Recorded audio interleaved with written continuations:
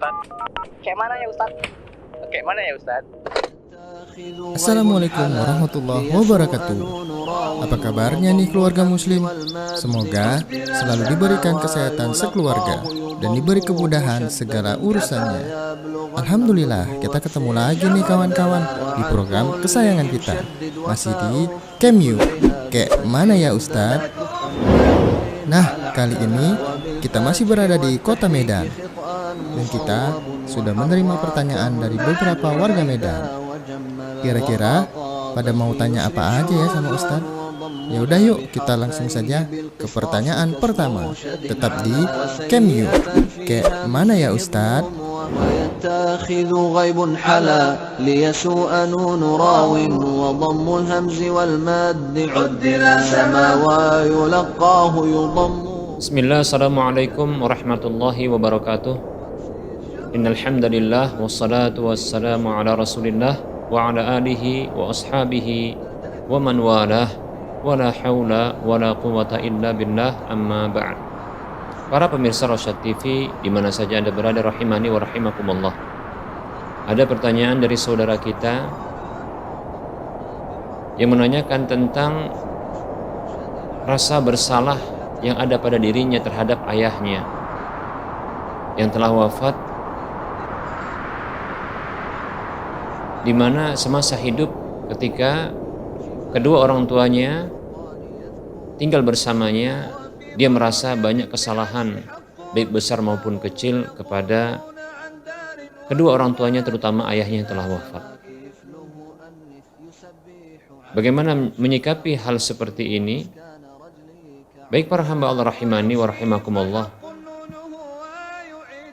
Sebelum kita menjawab pertanyaan ini, kita ucapkan syukran jazilan wa jazakallahu khaira wa barakallahu fik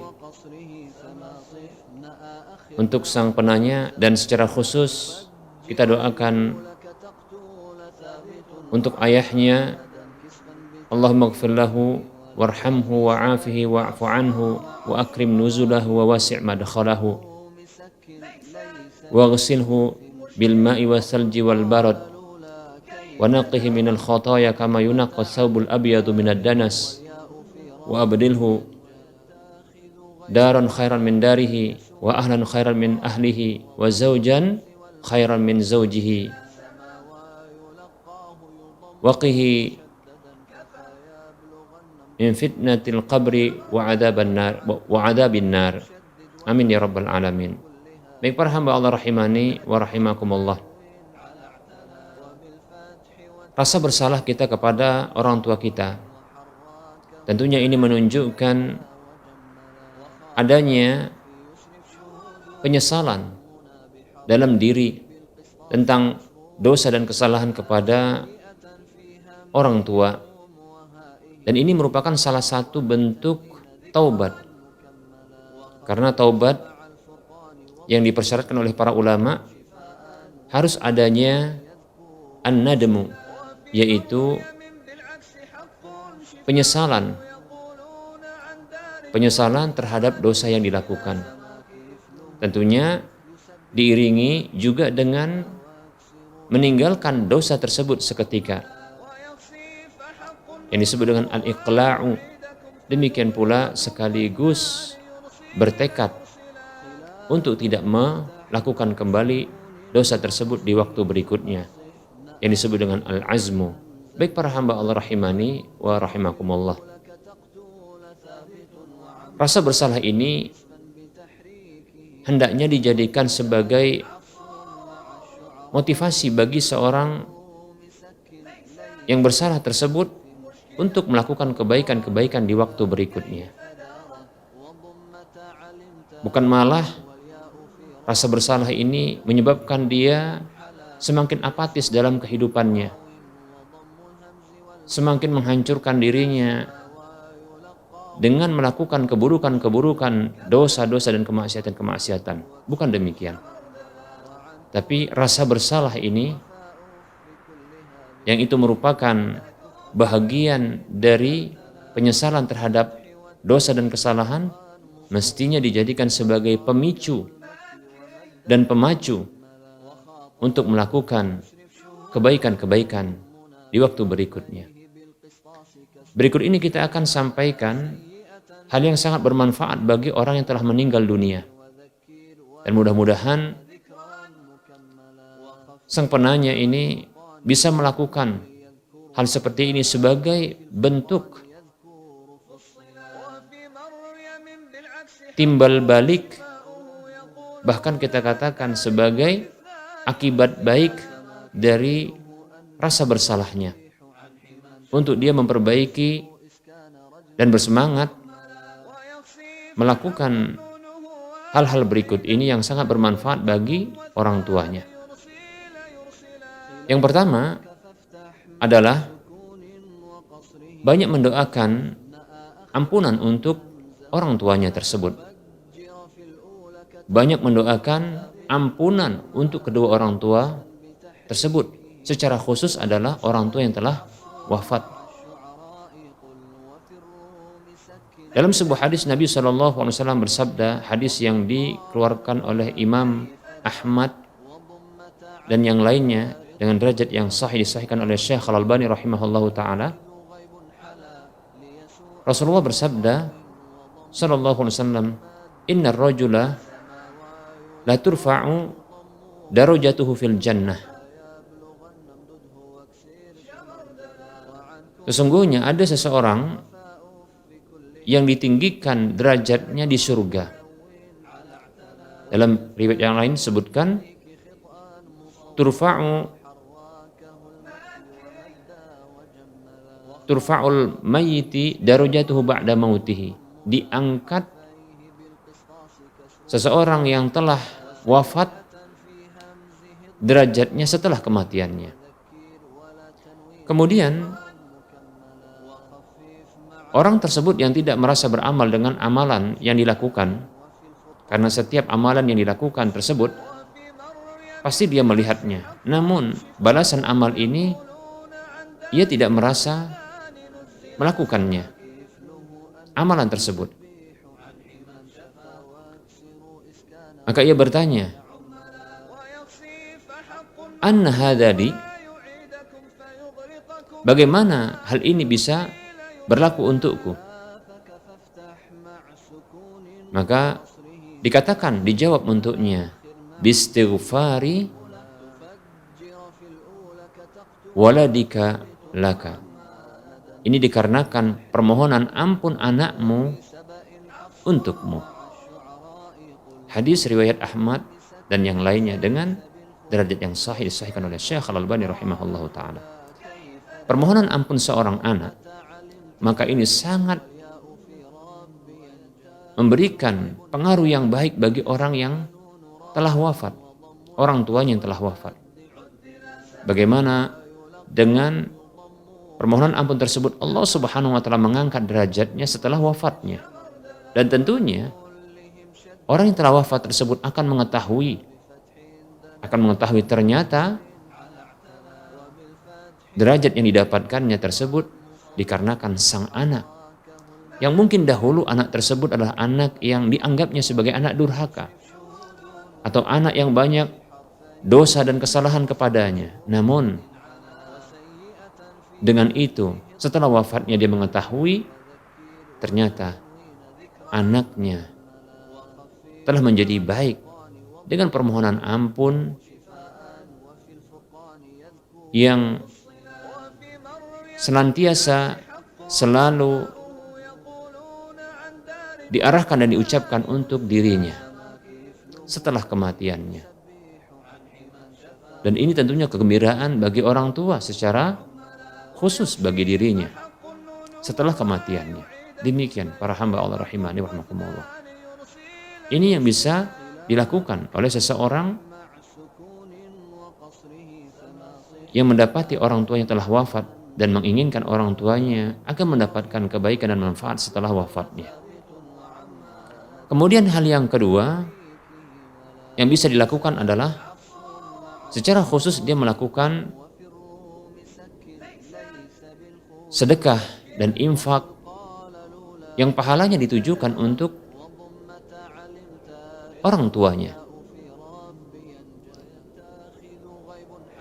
Jika dia memiliki kelapangan harta, maka silakan sang anak tersebut ketika dia teringat dengan orang tuanya dan dia merasa bersalah dengan kesalahan-kesalahannya, maka silahkan dia berkirim pahala untuk orang tuanya dengan sedekah dan infak dari hartanya. Dalam sebuah hadis,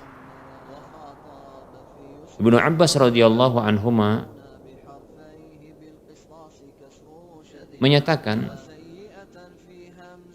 bahwasanya Sa'ad ibnu Ubadah radhiyallahu anhu menyatakan kepada Nabi sallallahu alaihi wasallam, "Inna ummi tuwfiyat wa ana ghaibun anha." Sesungguhnya ibuku telah wafat, wahai Rasulullah. Namun ketika itu aku tidak berada di sisinya.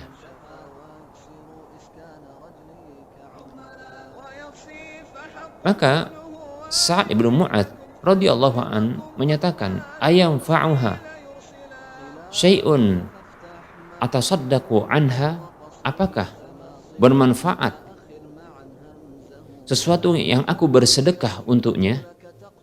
Itu maksudnya adalah pahala dari sedekah tersebut diniatkan, ditujukan untuk ibunya. Maka Rasulullah sallallahu alaihi wasallam mengatakan, na'am, iya. Hadis ini hadis yang dikeluarkan oleh Imam Bukhari dan yang lainnya. Baik para hamba Allah rahimani wa rahimakumullah, bila Anda seorang anak yang merasa bersalah dengan kedua orang tua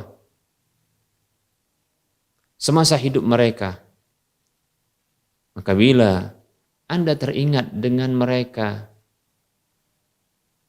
lebih-lebih dengan kesalahan Anda, maka kirimkan pahala untuk mereka dengan Anda bersedekah, berinfak dari harta Anda yang pahalanya ditujukan untuk mereka. Baik para hamba Allah rahimani wa rahimakumullah. Berikutnya yang bisa dilakukan, dan ini adalah secara umum. Secara umum Anda lakukan, yaitu jadikan Anda sebagai anak yang saleh atau salihah. Beramal kesolehan. Karena sesungguhnya amal soleh seorang anak, maka pahalanya itu akan mengalir kepada kedua orang tuanya. Karena sesungguhnya anak adalah hasil usaha orang tua. Dan setiap orang akan mendapatkan apa yang diusahakannya. Allah Subhanahu wa taala berfirman dalam surah An-Najm ayat 39, A'udzu billahi minasyaitonir rajim. Wa allaysa lil insani illa ma sa'a. Dan tidaklah manusia itu mendapatkan kecuali apa yang dia usahakan.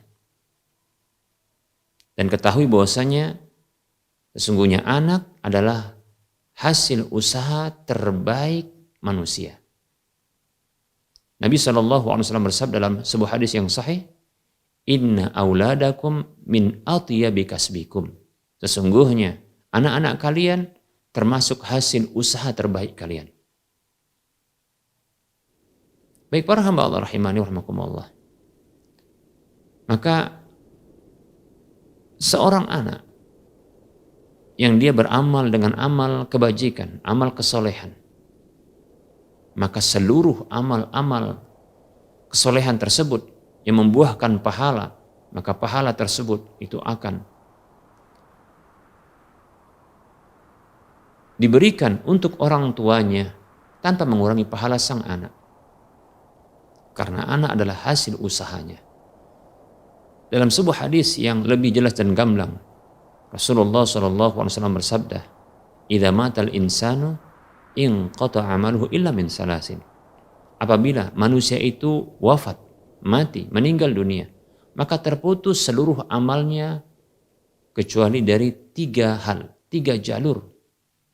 Yang pertama, min sadaqatin jariyatin, dari sedekah jariah, yaitu sedekah yang pernah dilakukan oleh orang yang wafat tersebut semasa hidupnya, yang bersifat permanen dan terus dimanfaatkan oleh manusia, maka akan mengalir pahalanya kepadanya selama sedekahnya tersebut bermanfaat bagi manusia. Kemudian au ilmin yuntafa'u bihi. Yang kedua adalah ilmu yang bermanfaat, di mana orang yang wafat tersebut selama hidupnya pernah mengajarkan ilmu yang ini akhirnya memberikan manfaat kepada manusia. Kemudian yang terakhir adalah awwaladin salihin yad'u lahu. Atau anak yang soleh, yaitu anak yang melakukan kesolehan-kesolehan, amal-amal soleh, yad'u lahu, yang berdoa kebaikan untuknya. Hadis riwayat Muslim. Jadi dengan kita melakukan amal-amal soleh, maka itu merupakan bentuk kebaikan yang akan didapatkan oleh orang tua. Karena kesolehan kita, kesolehan seorang anak itu akan memberikan manfaat yang pahalanya akan mengalir terus kepada orang tua. Nah, ini menjadi motivasi bagi kita untuk memiliki anak-anak yang saleh. Semoga bermanfaat.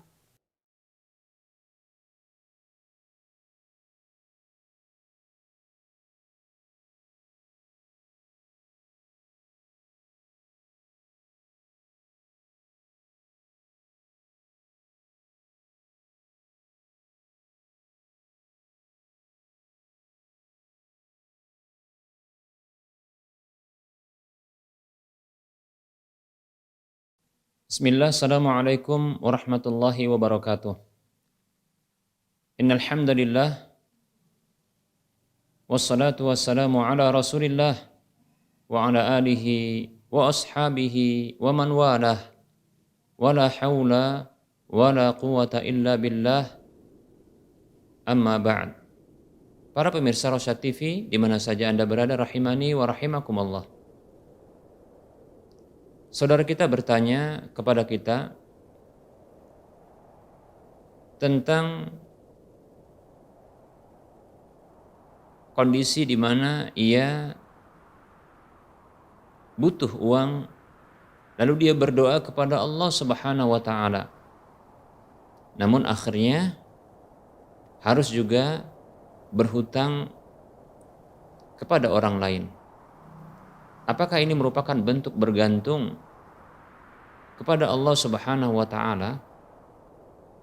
Apakah ini termasuk bergantung kepada Allah Subhanahu wa taala atau bergantung kepada selain Allah Subhanahu wa taala?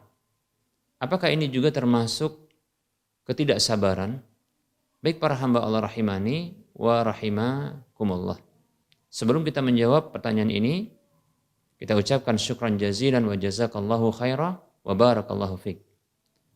Semoga Allah Subhanahu wa taala memberikan kemudahan, bantuan kepada sang penanya dalam setiap urusan kehidupannya. Amin ya rabbal alamin. Baik para hamba Allah rahimani wa rahimakumullah. Ketahuilah sesungguhnya seorang hamba yang telah berdoa kepada Allah Subhanahu wa taala, yang dia memenuhi syarat-syarat doa, adab-adab dalam doa, maka ketahuilah sesungguhnya dia telah melakukan sebuah ibadah yang agung. Karena Rasulullah SAW beliau bersabda dalam sebuah hadis yang diriwayatkan oleh Imam Ahmad dan yang lainnya, ad-du'a'u huwal ibadah. Doa itu adalah ibadah. Seorang hamba yang dia berdoa kepada Allah, maka dia mendapatkan pahala dari ibadah doa tersebut. Baik para hamba Allah rahimani wa rahmakumullah. Dan berikutnya, apabila doa tersebut, doa yang dipanjatkan tersebut memenuhi adab-adabnya dan tidak melakukan penghalang-penghalangnya, doa tersebut oleh orang yang berdoa tidak dilakukan padanya penghalang-penghalang doa, bahkan dipenuhi syarat doa. Demikian pula adab-adab dalam doa. Maka ketahui sesungguhnya peluang untuk diterima dan dikabulkan doa tersebut sangat besar. Karena memang Allah Subhanahu wa taala memotivasi hambanya untuk berdoa kepadanya. Allah Subhanahu wa taala berfirman di dalam surah Al-Baqarah 186, Allah mengatakan, A'udzu billahi minasyaitonir rajim. Wa idza sa'alaka 'ibadi 'anni fa inni qarib ujibu da'watad da'i idza da'ani. Allah berfirman, wa idza sa'alaka 'ibadi 'anni, apabila hamba-hambaku, para hambaku bertanya kepadaku, apabila para hamba-hambaku bertanya kepadamu tentangku, fa inni qarib, maka sesungguhnya aku dekat.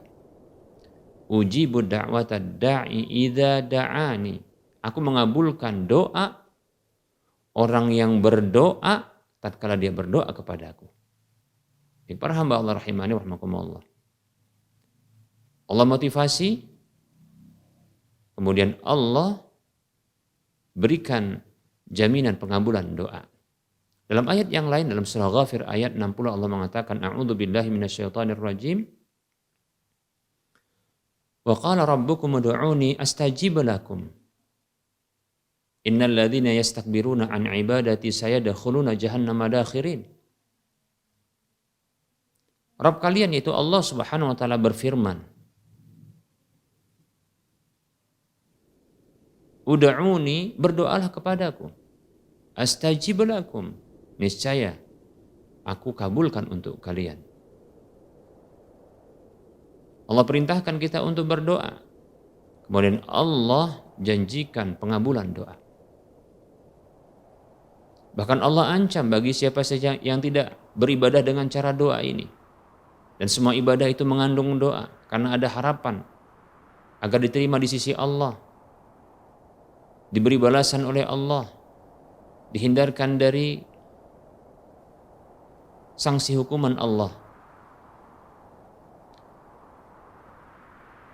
Maka setiap doa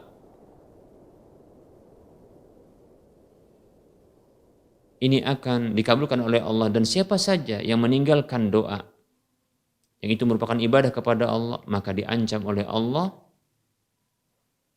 dengan neraka jahanam. Innal ladzina yastakbiruna an ibadati sayadkhuluna jahannama dakhirin. Sesungguhnya orang-orang yang sombong, enggan, tidak berdoa, tidak beribadah dengan cara doa kepadaku, kelak mereka akan masuk neraka jahanam dalam kondisi hina dina. Na'udzubillahi min dzalik. Baik para hamba Allah rahimani wa rahimakumullah. Doa insyaallah taala apabila dipenuhi syarat-syarat dan adab-adabnya, maka insyaallah taala akan dikabulkan oleh Allah Subhanahu wa taala. Hanya saja pengabulan doa ini bisa dengan salah satu dari 3 hal berikut ini. Yang pertama adalah Allah Subhanahu wa taala berikan apa yang diminta. Kemudian yang kedua, Allah Subhanahu wa taala palingkan dia dari keburukan-keburukan semisal dengan apa yang didoakannya. Kemudian yang ketiga adalah bisa jadi Allah simpan doanya tersebut di akhirat kelak. Dalam sebuah hadis yang diriwayatkan oleh Imam Ahmad, demikian pula Imam Tirmidzi dalam kitab sunannya, dan ini hadis yang hasan yang disebutkan oleh Syekh Al-Albani rahimahullahu taala dalam Sahihul Jami'. Rasulullah sallallahu alaihi wasallam bersabda, "Ma min ahadin yad'u bi du'ain illa a'tahu Allahu ma sa'ala." Tidaklah ada seseorang yang dia berdoa dengan sebuah doa kecuali Allah Subhanahu wa taala berikan kepadanya apa yang dia minta. Au sarafa anhu minas su'i mislahu, atau Allah Subhanahu wa taala palingkan darinya keburukan semisal apa yang dia minta. Dalam riwayat yang lain, au yuddakhara lahu fil akhirah, atau disimpan untuknya di akhirat. Pahala tersebut, doa tersebut Allah simpan untuk dia di akhirat, dan ini tentunya lebih baik. Malam yada'u bi ismin au qati'atir rahim, selama dia tidak berdoa dengan dosa atau pemutusan tali silaturahim. Baik para hamba Allah rahimani wa rahimakumullah. Jadi kalau kita berdoa, maka insya Allah ta'ala selain kita mendapatkan pahala dari doa tersebut, maka kita akan berpeluang untuk mendapatkan pengabulan dari doa tersebut. Baik, lalu apabila seseorang berdoa untuk minta diberikan uang atau harta, namun akhirnya harus berhutang, bisa jadi itu adalah bentuk solusi yang Allah berikan untuk dia. Dan berhutang itu sendiri untuk kebutuhan primer atau kebutuhan pokok bukanlah sebuah hal yang tercela. Karena Nabi SAW juga pernah dahulu beliau berhutang. Padahal beliau adalah makhluk yang paling baik, makhluk yang paling takut kepada Allah, makhluk yang paling bertakwa di sisi Allah Subhanahu wa taala.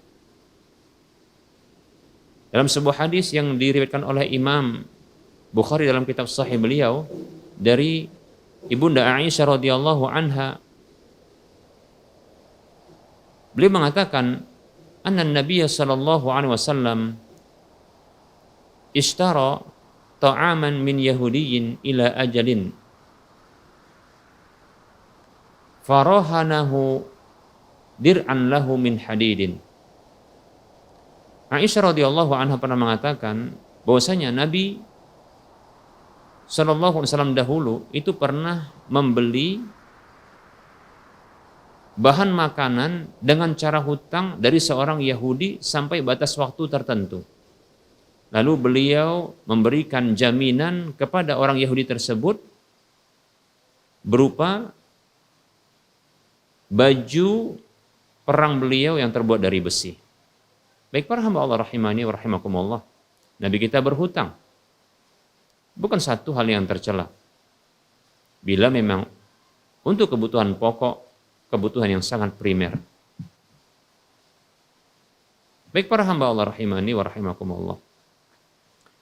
Dan berhutang bukanlah merupakan bentuk bergantung kepada selain Allah Subhanahu wa taala. Bisa jadi kita katakan bahwasanya Rasulullah SAW ketika berhutang, beliau bergantung kepada Allah Subhanahu wa taala. Hanya saja inilah salah satu cara yang merupakan usaha beliau untuk memenuhi kebutuhan, yaitu membeli makanan dengan cara hutang. Demikian. Jadi bukan satu kepastian bahwa setiap orang berhutang itu bergantung kepada selain Allah Subhanahu wa taala. Demikian. Hanya saja perlu kita batasi bahwa hutang itu hendaknya untuk kebutuhan-kebutuhan yang sifatnya primer, bukan tersier. Untuk dalam kondisi terdesak. Demikian para hamba Allah rahimani wa rahmakumullah. Dan kita harus waspada ya, untuk tidak membiarkan diri kita wafat dalam kondisi kita berhutang. Maka hendaknya kita memberikan jaminan atas hutang yang kita lakukan senilai hutang tersebut jika mampu. Karena Rasulullah sallallahu alaihi wasallam bersabda, "Nafsul mu'mini mu'allaqatun bidainihi hatta yuqda anhu." Sesungguhnya jiwa seorang mukmin itu terkatung-katung bergantung dengan hutangnya sampai dibayarkan. Baik para hamba Allah rahimani wa rahimakumullah, ini tentunya sebagai peringatan bagi kita ya, agar ketika kita berhutang hendaknya menyiapkan diri untuk membayarnya. Semoga bermanfaat.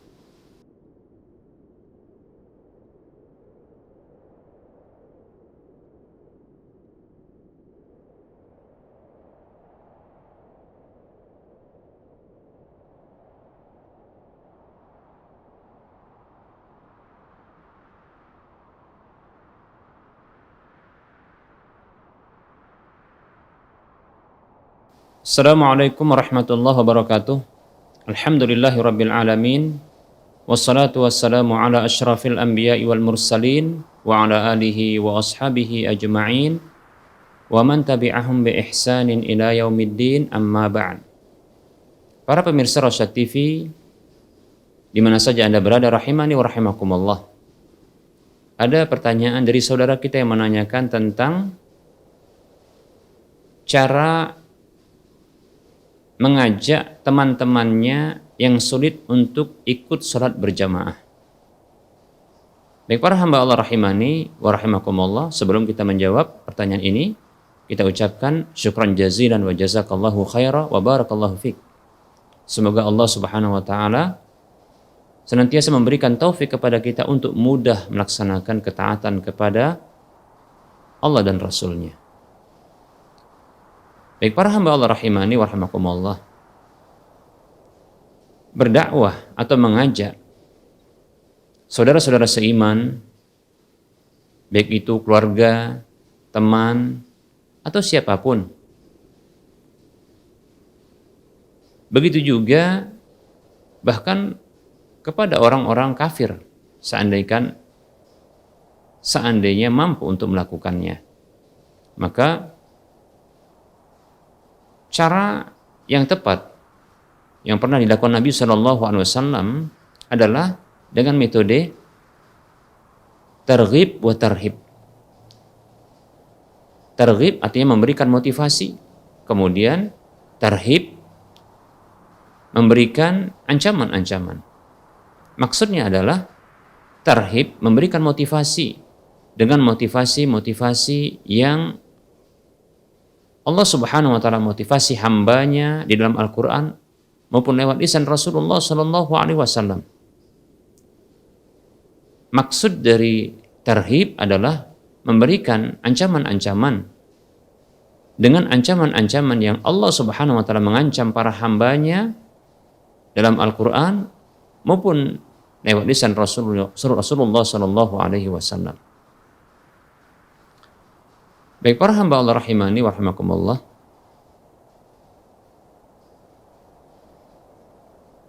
di antara motivasi yang bisa dilakukan adalah menyampaikan hadis-hadis tentang keutamaan salat berjamaah.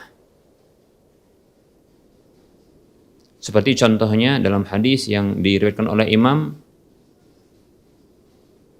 Ahmad, demikian pula Imam Bukhari dan yang lainnya, Rasulullah sallallahu alaihi wasallam bersabda, salatul jamaah tafdulu salatul fadhi bi 25 darajatan. Salat berjamaah itu melebihi 25 derajat ketimbang salat sendirian. Begitu juga dalam hadis yang diriwayatkan oleh Imam Bukhari Muslim dengan menyebutkan bisab'in wa ishrina darajatan, dengan 27 derajatnya. Lihat, bayangkan satu ibadah salat dengan gerakan yang sama, namun apabila dilakukan dengan cara berbeda, yang satu dengan sholat sendirian, yang satu dengan sholat berjamaah, maka pahala lebih besar ketika berjamaah. Demikian para hamba Allah rahimani wa rahimakumullah. Berikan motivasi demikian kepada mereka. Mungkin butuh untuk menyentuh akal mereka dengan memberikan penjelasan langsung kepadanya dengan menyentuh akal, yaitu bila kita berdagang, kemampuan kita yang maksimal untuk bisa mendapatkan hasil keuntungan itu paling tidak 100%. Jika mampu untuk lebih daripada itu, maka ini luar biasa, yaitu 1 kali lipatnya, atau bahasa kita ya 2 kali lipat. 1 kali lipat yaitu setelah modal, demikian maka mendapatkan semisal dengan modal keuntungannya. Berbeda halnya dengan berdagang dalam urusan akhirat, berdagang dengan Allah Subhanahu wa taala. Satu amal ibadah, modal sama. Apabila dilakukan dengan cara berjamaah, maka ini ternyata keuntungannya adalah 25 kali atau 27 kali, demikian. Baik para hamba Allah rahimani wa rahmakumullah.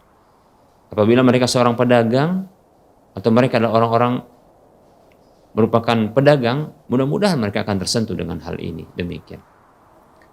Begitu juga kita katakan bahwa sholat sunat saja, ini motivasi berikutnya, sholat sunat saja apabila dilakukan, ini pahalanya ini sangat besar. Seperti Rasulullah SAW bersabda, Raq'at al-fajri khairu minad dunya wa ma fiha. 2 rakaat salat fajar itu lebih baik ketimbang dunia dan seisinya. Hadis riwayat Tirmidzi dan yang lainnya. Hadis riwayat Tirmidzi dan yang lainnya. Baik para hamba Allah rahimani wa rahmakumullah. Ini salat sunat. Bagaimana dengan salat wajib? Lalu dilakukan dengan cara berjamaah. Tentu lebih besar. Ya. Baik para hamba Allah rahimani wa rahmakumullah. Ini contoh-contoh di dalam memberikan motivasi. Itu dengan memberikan motivasi di mana Allah SWT memberikan motivasi hamba-hambanya dengannya. Demikian pula Rasulullah SAW memberikan motivasi umatnya dengannya. Baik para hamba Allah rahimani wa rahmakumullah. Berikutnya setelah itu bisa untuk melakukan sesekali metode tarhib, yaitu metode pemberian ancaman. Tentunya adalah ancaman lewat wahyu. Bukan ancaman dari kita sendiri, tapi lewat wahyu. Di mana kita menyampaikan hadis Nabi SAW, contohnya seperti hadis yang berikut ini. Hadis yang diriwayatkan oleh Imam Bukhari dan Muslim. Di mana Rasulullah SAW bertekad untuk membakar rumah-rumah orang yang mereka itu sholat di rumah, tidak ikut berjamaah. Nabi SAW bersabda, Walladhi nafsi biyadihi, demi Allah zat yang jiwaku berada di tangannya, laqad hamamtu an amura bihatabin fayuhtaba. Sungguh benar-benar aku bertekad ingin memerintahkan agar dikumpulkan kayu bakar. Lalu aku perintahkan agar sholat itu diadzankan. Kemudian aku perintahkan agar orang itu sholat. Lalu aku menuju kepada orang-orang yang mereka tidak mengikuti salat berjamaah. Fa'uharriqa alaihim buyutahum. Lalu aku bakar rumah-rumah mereka atas mereka. Baik para hamba Allah rahimani wa rahmakumullah. Lihat, tekad Nabi ingin membakar orang-orang yang sholat di rumah mereka.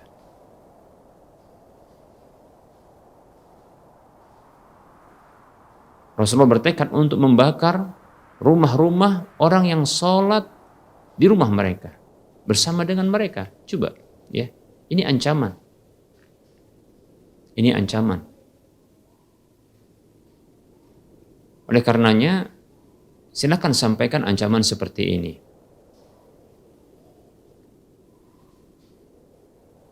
Bahkan disebutkan di antara sifat munafik adalah orang yang tidak mengikuti salat berjamaah. Sebagaimana yang disebutkan dalam hadis Abdullah bin Mas'ud radhiyallahu anhu tentang ciri kemunafikan yang tidak turut serta dalam salat berjamaah. Demikian. Ini motivasi yang diberikan. Ini apabila mampu untuk menyampaikan kepada mereka. Metode tarhib wa targhib, atau sebaliknya targhib wa tarhib, memberikan motivasi atau memberikan ancaman. Yang keduanya itu berasal dari Al-Quran maupun hadis Nabi SAW. Jika cara ini tidak berhasil, maka bisa beralih kepada cara yang lain, yaitu memberikan artikel-artikel tulisan yang mereka bisa baca. Tidak perlu panjang-panjang, mungkin hadis-hadis tentang motivasi untuk melakukan sholat berjamaah atau ancaman untuk meninggalkan sholat berjamaah. Hadis, perkataan ulama, demikian. Ya. Ke setiap media sosial mereka. Bisa dilakukan demikian. Atau potongan-potongan ceramah para ustadz yang memotivasi untuk sholat berjamaah atau ancaman dari meninggalkan sholat berjamaah. Nah, ini yang bisa dilakukan. Dan jangan lupa doakan senantiasa saudara-saudara seiman, yaitu keluarga maupun sahabat dan kawan-kawan serta teman-teman kita, agar mereka mendapatkan hidayah